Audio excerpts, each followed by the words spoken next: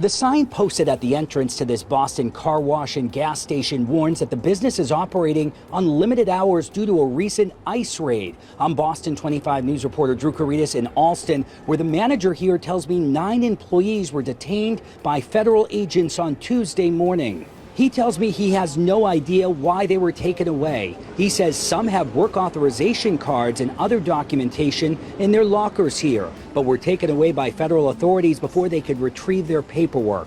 Local and state leaders are now working with federal lawmakers to try to find out where the detained workers were taken. Massachusetts State Senator William Brownsberger among those to stop by the Allston car wash to offer their support. I'm just really concerned for the families and for the people themselves. ICE has not yet responded to our request for comment. A woman who lives nearby took time out of her day to hold signs outside the car wash on Wednesday, condemning ICE and the Trump administration. I think we just need to keep resisting and speaking out and not being afraid of Donald Trump. I spoke with 2 co-workers of those who were detained. They tell me nearly 20 federal vehicles swarmed this parking lot and blocked off the entrances. They tell me 2 children were here on the property and watched one of their family members being taken away.